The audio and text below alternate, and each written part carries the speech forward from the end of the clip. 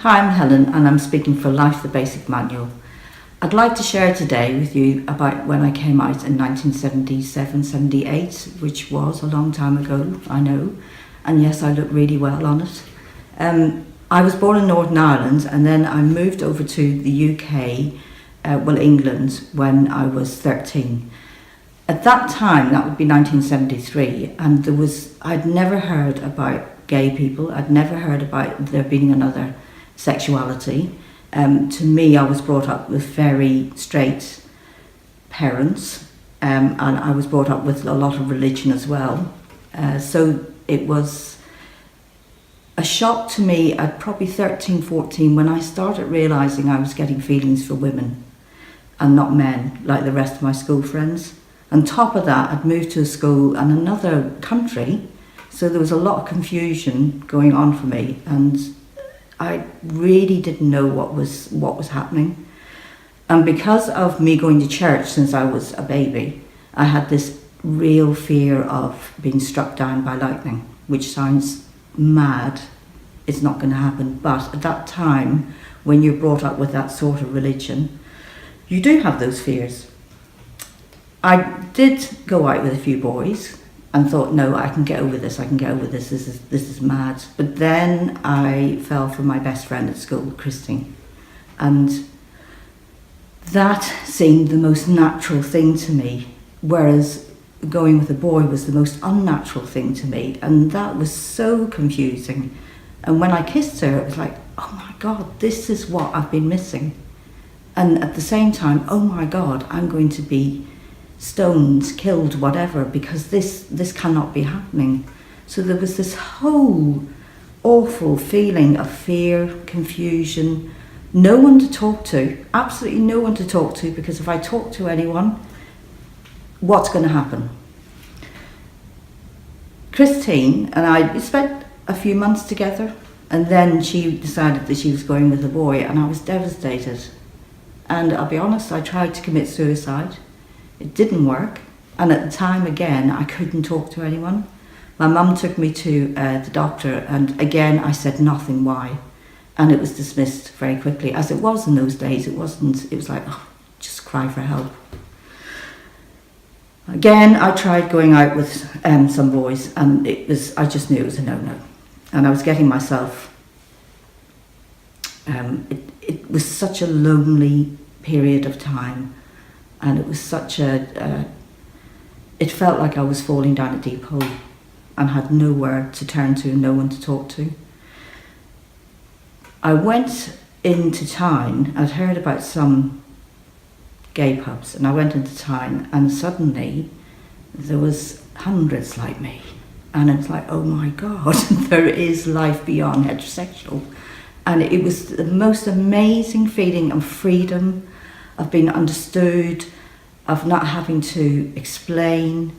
The feminists didn't like me very much, unfortunately, because I talk to men, and I've always got on with men, and I always will. It's never been a problem to me, so they were a bit. But after that for a year, and pretending that I was out with my mates and I was doing this, that and the other, I thought, right, I have to come out to my parents. My parents had separated, and it took me months to pick up the courage.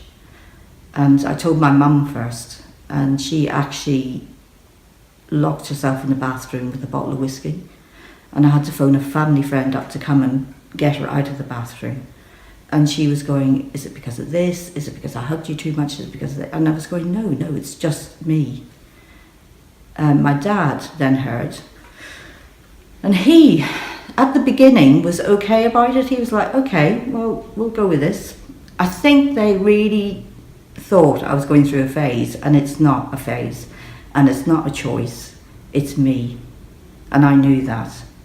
And for me, what happened very quickly as well is that as soon as I came out to myself, because that's where it starts, as soon as I did that and I accepted my sexuality, I was happy. And it might have been awful at the time, but the one consistent thing I've had in my life, all through my life, is my sexuality. And my sisters were amazing from the word go, and they've been amazing all the way through my life.